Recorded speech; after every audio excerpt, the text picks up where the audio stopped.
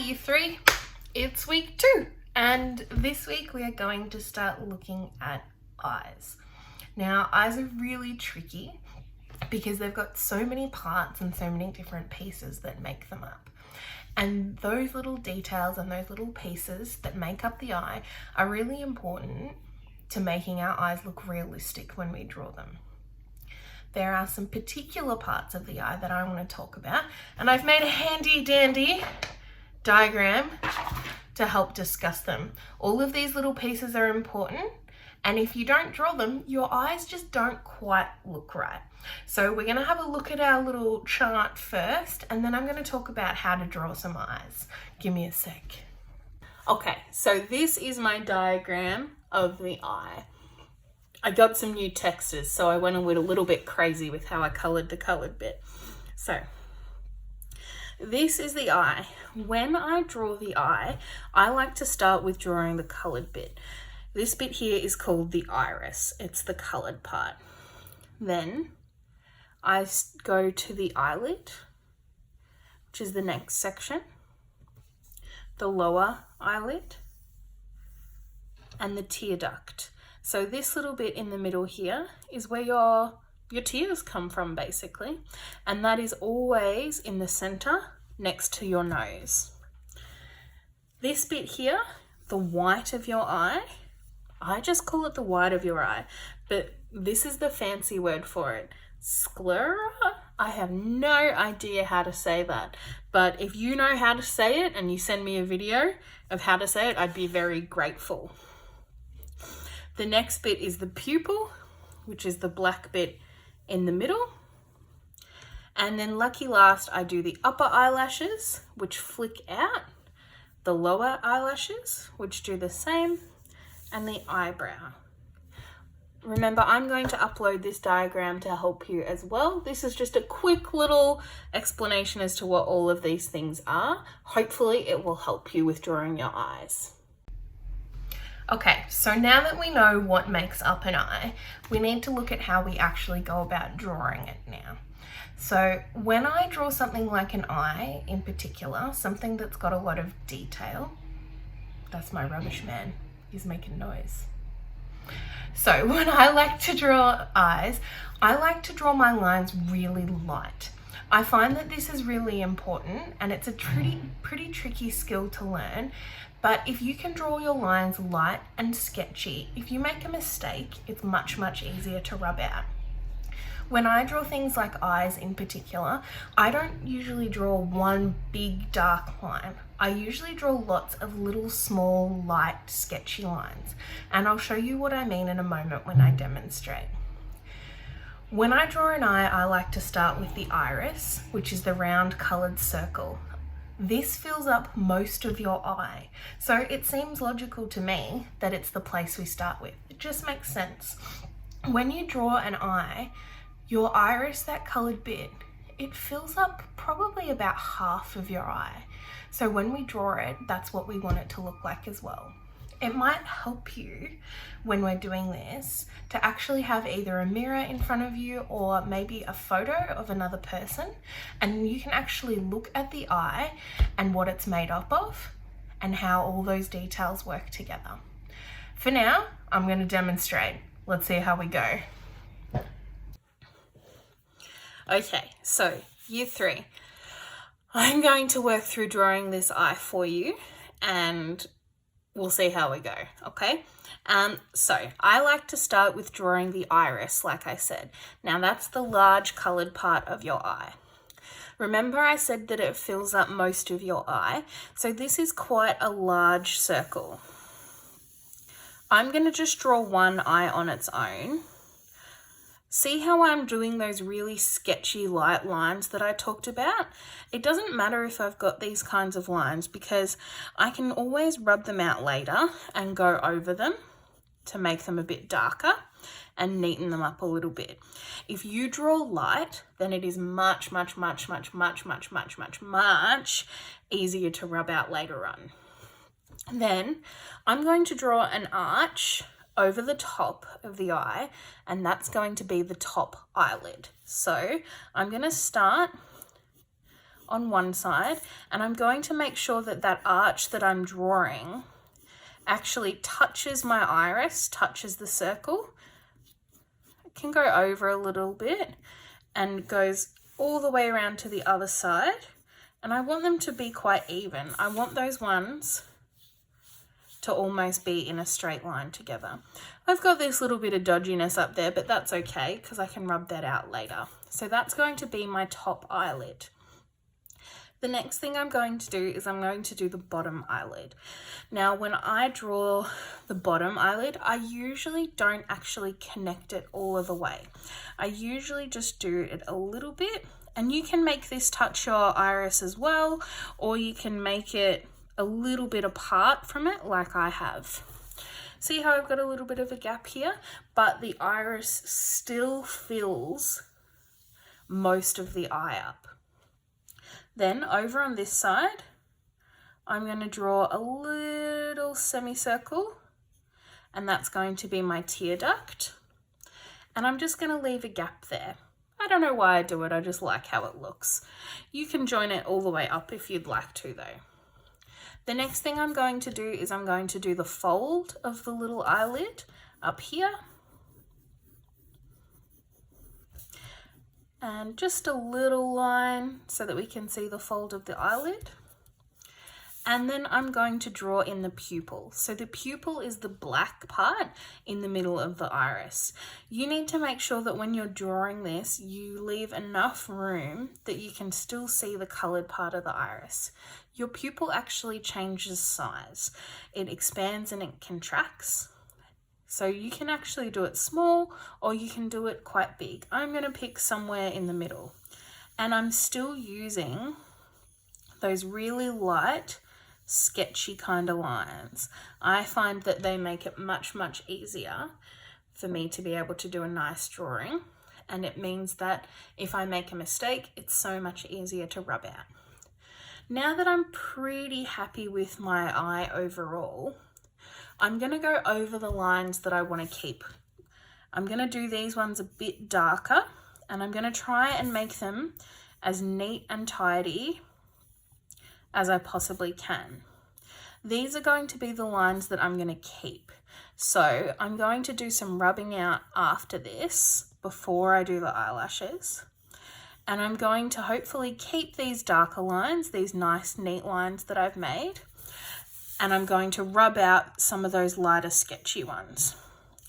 It doesn't really matter if you've got some of those light sketchy ones left, because next time I see you, we're going to talk about how to shade the eye, and those sketchy lines will be hidden when we actually shade it. So just neatening up my lines a little bit. That was a bit of a dodgy circle, Miss Emily.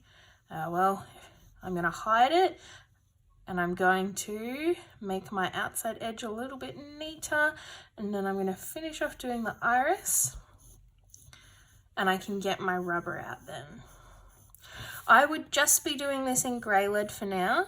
Don't worry about adding any colour, because I would rather that you focused on drawing really successful eyes than trying to colour it in when you haven't quite got things right yet.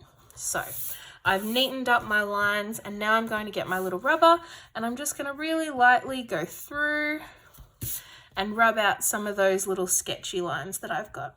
Doesn't matter about the ones in the pupil, and you'll see why in a second. And if I accidentally rub anything out that I didn't want to be rubbed out, I can just go back and go over it again. So I've made a bit of a boo-boo there, and we'll go fix it in a second.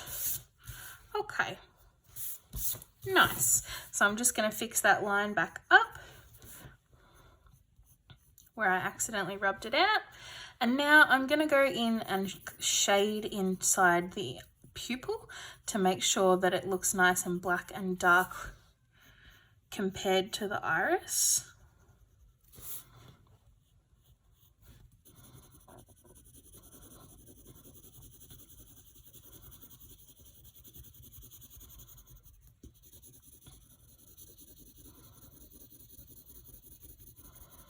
I'm trying to get a little bit of shading in there, and I'm going to leave just a little really super light patch, so it kind of looks like a reflection in there. But you don't need to do that, up to you. Okay, so now that I've got my beautiful eye, she's missing a few things. So we need to add in eyelashes. And the reason I like to do the eyelashes last is because I want to be able to rub out those little sketchy lines that I had without also rubbing out my eyelashes. So your eyelashes are not actually straight lines. They're kind of more like ticks, and they've got a little curve to them. They come out from here and flick out. They go in the opposite direction to your nose. So this eye, they would go out this way.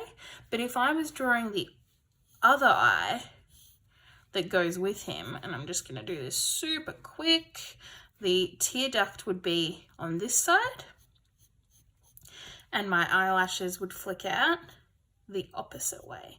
So I like to put my hands up against my eyes like this, and that helps remind me which way they flick. So for my right eye, they flick out that way. For my left eye, they flick out that way. All right, I'm going to add in some eyelashes. Flick, flick, flick. And you don't need to go crazy with this. Your eyelashes, you don't need lots of them. I like to do a couple that are kind of like different lengths. I hope you can see that. Sometimes my big fat hands get in the way. Not too many, just enough so you know that what it is. And same thing with your eyelashes down the bottom. They flick out. So the ones on the left eye would go this way, and the ones on the right eye go like this. Remember, they're not straight lines. They are little flicky guys. All right, not too bad. Now, one more thing before we head off, and that's an eyebrow.